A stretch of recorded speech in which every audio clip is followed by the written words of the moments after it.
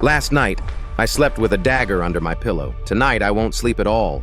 Because somewhere on these ships there are men paid to kill me. The King of Portugal wants me dead, and he sent his assassins to finish what he started. Magellan. Trust no one. That is the first rule of survival. And right now, I'm not sure I'll make it through this week. To understand why I'm being hunted, you need to know what I did.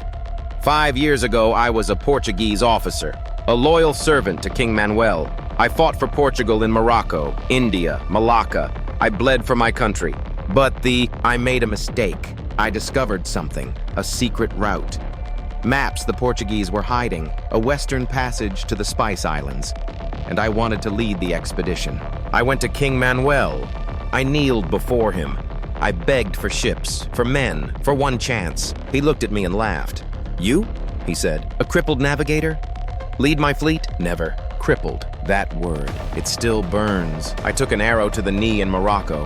I walk with a limp, but my mind, my ambition, sharper than any blade. So I left Portugal. I renounced my citizenship, my titles, everything, and I went to Spain, to Portugal's greatest enemy. King Manuel called it treason. I called it survival. It's been 15 days since we left Spain. We're approaching the Canary Islands, our first resupply stop. Everything should be going smoothly. But 2 nights ago, something happened. One of my officers, a Portuguese sailor named Esteban, came to my cabin. He was terrified, shaking. "Captain General," he whispered, "you need to know something.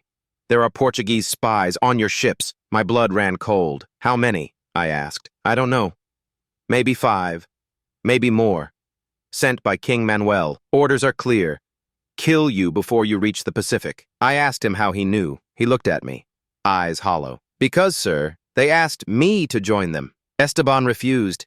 He's loyal to Spain, to me, but others might not be. The assassins could be anyone. My cook, my navigator, the sailor who ties my ropes. Any one of them could slit my throat while I sleep. For the past 3 days, I've been watching. Every man, every movement. Who talks to whom? Who avoids my gaze? Who flinches when I walk past? I've identified 3 suspects. João Lopes Carvalho, Portuguese pilot. Experienced, skilled, too confident. He served King Manuel for 10 years. Now he serves me, doubtful. Second, Álvaro de Mesquita, my own cousin. Family means nothing when kingdoms are at stake. He could be using our blood relation to get close, to wait for the perfect moment. Third, Duarte Barbosa, brother of my wife. But King Manuel could have gotten to him, threatened him, bribed him. Family or traitor? I don't know anymore. The worst part isn't the danger. It's the not knowing. Every meal could be poisoned.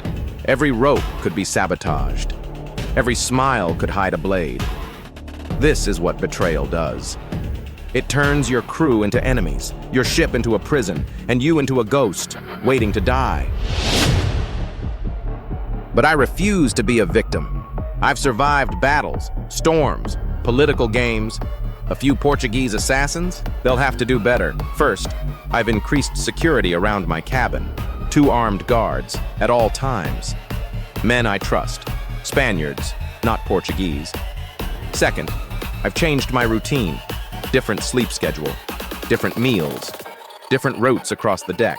Unpredictable. That's how you stay alive. Third, I've instructed my captains to watch for suspicious activity, any conspiracies, any secret meetings. Report directly to me. No exceptions.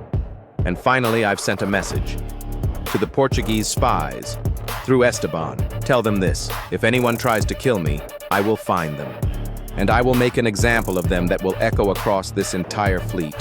No mercy, no trial, no forgiveness. Only death. Let them be afraid. Let them know that killing me will cost them everything, because I didn't come this far to die at the hands of cowards. King Manuel wants me dead, but I'm still breathing, and I will reach those Spice Islands. Not for Portugal, not even for Spain, but to prove that I was right all along. Tonight, I think about loyalty. What does it even mean? I gave Portugal everything. My youth, my blood, my leg, and they repaid me with mockery. rejection, assassination attempts. Spain gave me ships, resources, a chance. But do they trust me? Do my Spanish captains believe in me? No. They see me as a foreigner, an outsider, a Portuguese pretender. So where do I belong? Not Portugal, not Spain, nowhere. Maybe that's the curse of every explorer. We leave our homes, our countries, our identities, and we become ghosts, wandering the world, belonging to no one, except the sea. The sea doesn't care where I'm from. It doesn't ask for loyalty. It only asks if I'm brave enough. And I am. Even if it kills me, I am. Next time on the Voyage, Diaries Day 89, the storm that nearly killed us all. Nature itself tries to stop me, and I must decide, turn back or sail straight into death. Historically, King Manuel I of Portugal did indeed view Magellan's defection to Spain as an act of treason. Evidence suggests Portuguese agents were dispatched to sabotage the expedition, though direct assassination attempts remain debated by historians. What is certain, Magellan faced constant threats from both Portuguese loyalists on his crew and resentful Spanish captains who questioned his authority. This dual paranoia would define the entire voyage. Trust was a luxury Magellan could never afford, and soon that mistrust would explode into open mutiny. Subscribe for new episodes every Wednesday and Saturday, because survival is never guaranteed.